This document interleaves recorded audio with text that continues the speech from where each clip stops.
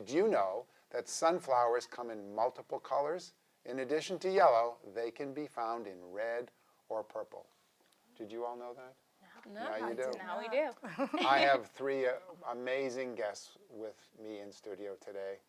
I'm going to save our most special one for last, but first I want to say good morning to Nicolette. Good morning, Nicolette.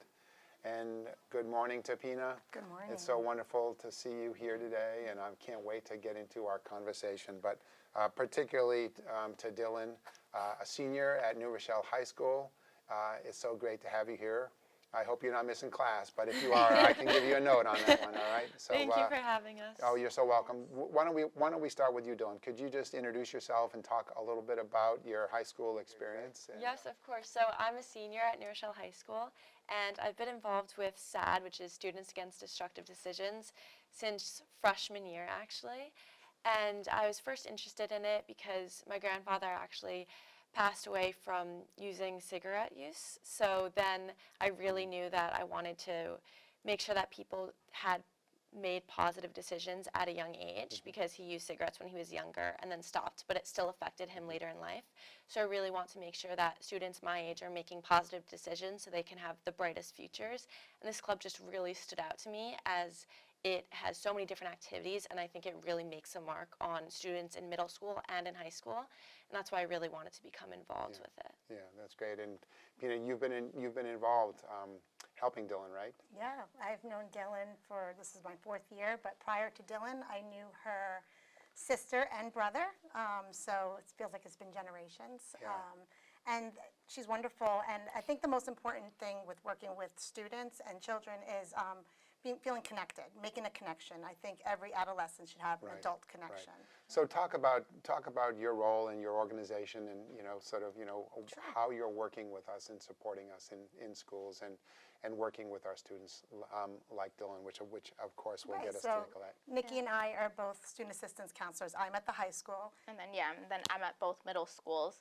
So we do a lot of substance use prevention and early intervention services as student assistance counselors. So we meet with kids individually, in groups. We push in a lot into classrooms, just spreading that message of prevention and being healthy. How do the students know you're there, and and are the faculty and staff aware of you and 100%. and what you do? 100%. So we make ourselves extremely visible. Right. Not only my clinician in the building, I work with 9th through 12th graders, but the clinical staff, administration. So if kids don't come to me voluntarily, sometimes kids come to me at a mandatory referral. Right. So the most important thing is being visible and being there for students to come and knock on the door and be able to talk to them no matter what's going on. So what is it, I know every case must be a little bit differently, but typically what are some of the interactions that you're having? Are students coming to you voluntarily asking for help? Are you sort of noticing as you're out and about in the school? Yeah, I think most of the kids get to know us at the beginning of the year. We push into all the classrooms, introducing ourselves, letting them know that we are an additional support system here in the school for them. Yes. And then kids come in for a variety of reasons. It can be 80% of kids that come see us, I would think, is voluntary. But I think the biggest prevention activity we do starts when we go into the middle schools with the SAD Club. And all the kids see our faces starting very early on. So when they come to the high school, they already know how to find me. Yeah. And I think Dylan's going to talk a little bit about refusal skills and what we do going into the middle schools, both Isaac and Albert Leonard. I'd love to hear about that, please. Yeah, Please, so every year we go into both Isaac and Albert Leonard, and the SAD Club provides different skits. So it's not only about substance use, but it's also just about making positive decisions. So if your friends want you to skip a class, it's about how to say, that's not a good idea, let's just talk to the teacher instead. If just stealing every single thing, we really just talk to them about. And then, like you mentioned before, we really push how we're there for you. And we talk about how Mrs. Palmisano's room is 133 across from the boys' bathroom. And we really make sure that everyone knows where she is located so that you can go to her with anything. And like you said, I really feel like you are very visible, because even if I'm having an issue in class, it might be a small issue, personal issue, that I tell my teacher I need to see Mrs. Palmisano for 5 minutes.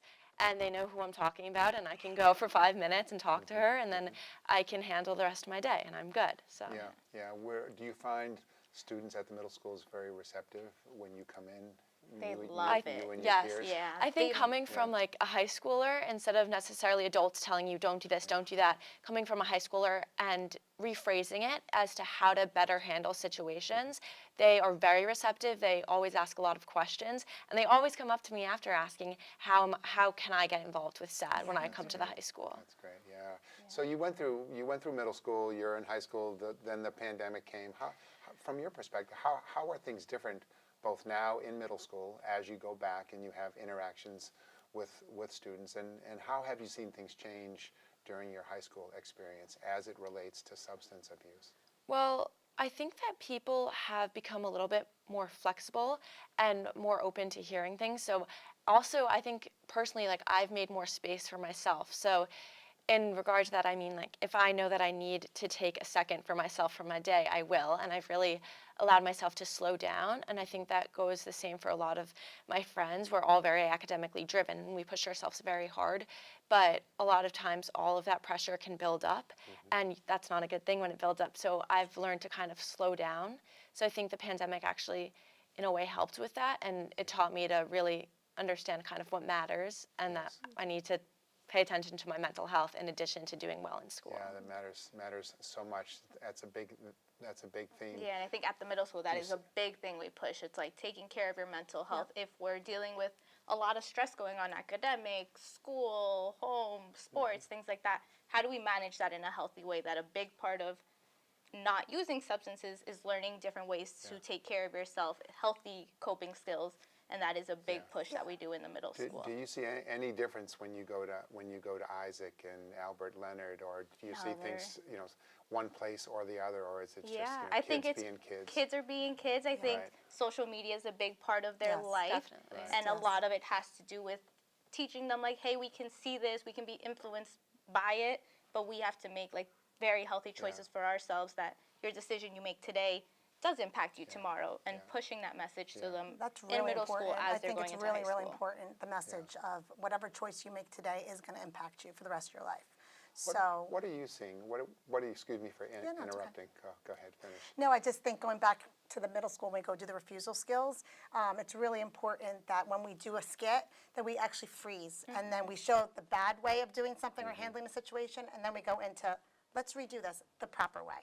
And we ask the audience, the 8th graders, hey, how would you do this? And teaching them really positive refusal skills so that kids know that if they're in a tough situation, they know how to handle it without ruining the relationship. Or what if that person they're saying no to is like a bully, or they're going to make their life miserable in high school, right?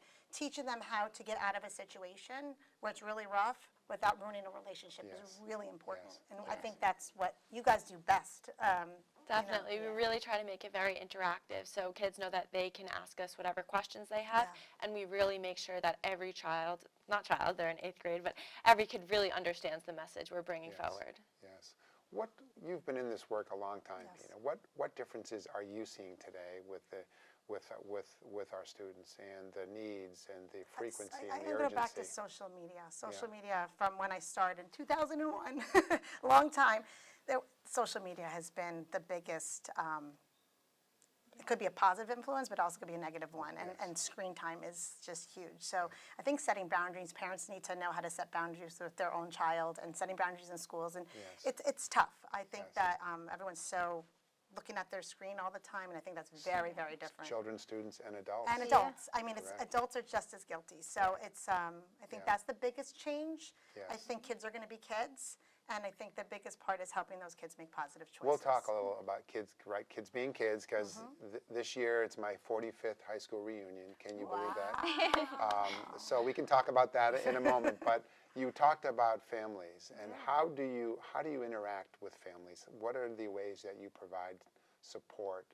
Can you give some examples of how you do that? Of course. So if I'm working with a student, a lot of times I do get involved with their families, but also Nikki and I both do a lot of parent presentations. Yeah, so we've done like hidden in plain sight in Right. both middle schools and the high school And the this high year, really school. showing parents like, hey, this is what products look like, this is what to look out for as a parent, but also ways to communicate with your student or with your kid, of like starting those conversations, keeping that line of communication very That's the most open, important. so that they feel comfortable either talking to you or knowing, hey, it's okay to talk to another adult in your Right. life, whether that's in school, a coach, in the community, having that adult outlet that Yes. student knows that they can go to. We really try to emphasize that with parents as well when we Right. meet with them. Right.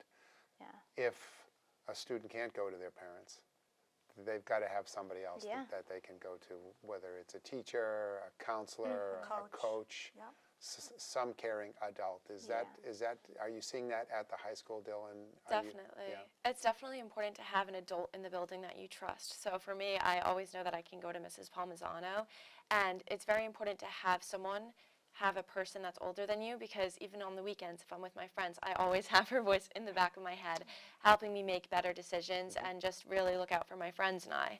So it is just very important to have that person older than you that you know will always be there. Do you have a sense in your 4 years, have you seen any changes at the high school? What are students talking about? Do they need more connections with adults? Is that something that we need to continue to work hard at? Well, definitely. I think my 4 years have actually been, it's a little hard to look at it because the pandemic was my freshman year, so it kind of broke it up. So definitely connections were a big thing during the pandemic and being virtual, but I still met with Mrs. Palmisano throughout the pandemic. During the brain breaks, I would have Zoom meetings with her, and she always made herself very available. And I think that definitely it is important, but it's very nice that now we can do these things outside of school with Zoom. So really 24/7, I always have a person to go to. Yeah, yeah.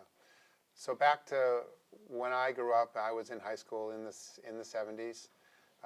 Kids today, just like back then, we took chances, we took risks. But the risks with substances today it can be life and death. That's correct. Correct. Do you want to talk a little bit about that? We had an opioid scare. Yes. And it's a real issue.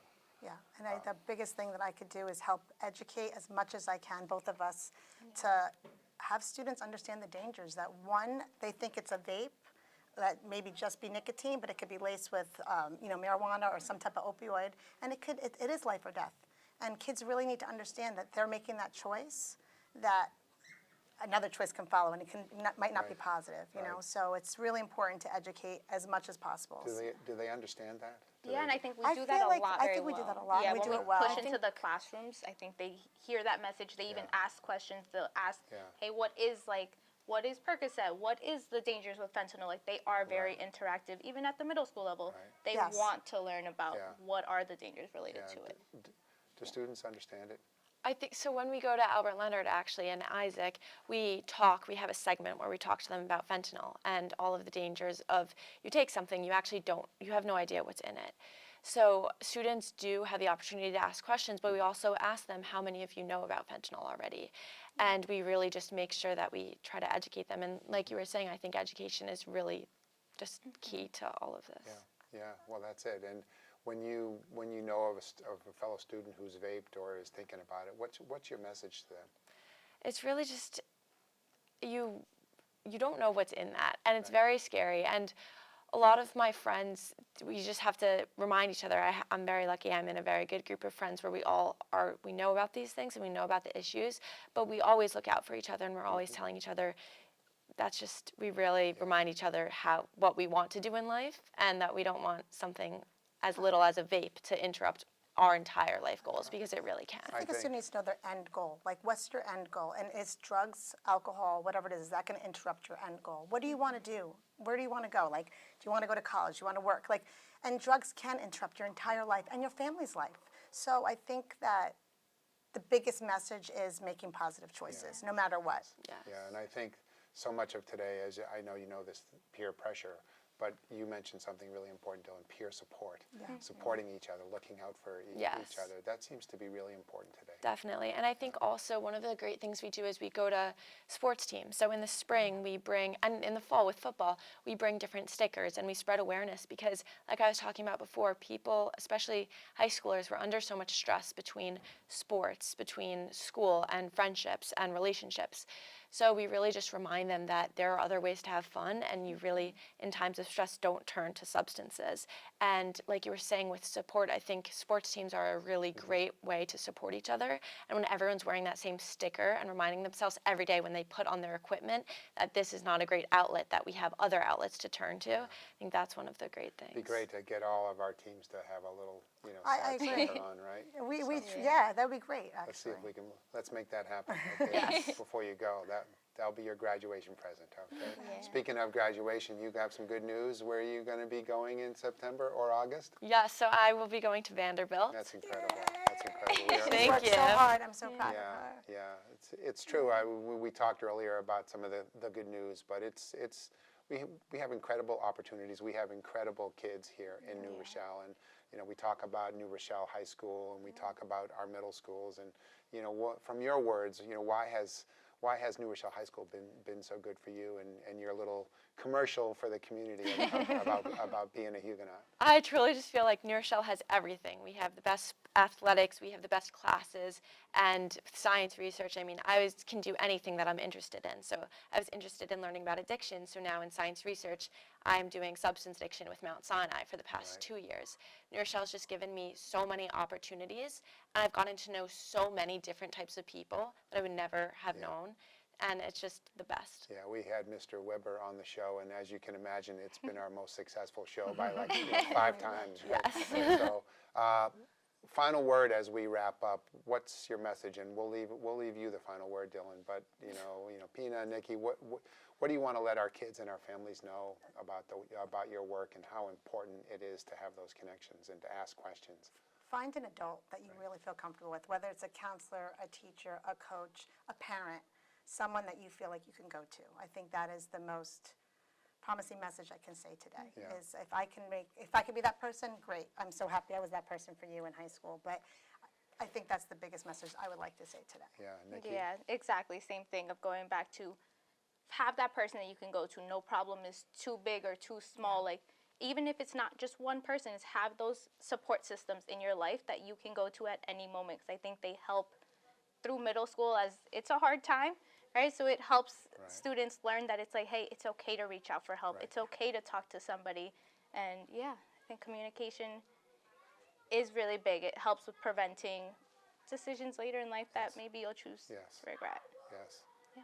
Final word, Dylan, for our community and about this area, about this topic. Yeah, so definitely have an adult in your life. So like I was saying, Mrs. Palmisano, I always have her words in the back of my head. And it's very important to have someone, and really, when you make a decision, think about your goals, and does that decision align with your future goals? So it's been very amazing to have Mrs. Palmisano in the back of my head, always making sure I am really on track. Right, that's great, that's great. Well, for both Pina and Nikki, thank you so much for the work you do and for supporting our students and supporting our Thank you families. for I having know us. this work energizes you. You're in your 20-something year, and you look like you could be in high school yourself. Thanks. And to Dylan, we're so proud of you. Thank you. You're a leader at school. You're a leader in our community. Your message really resonates, and I won't forget you. And the best of luck. And I look forward to seeing you at graduation. Thank you so much. You're very welcome. You're very welcome. There we have it, New Rochelle. Another great edition of What Matters Most. Until next time, have a wonderful day. And spring is in the air. Don't worry, it's coming, and it's here. Thank you. Take care, New Rochelle.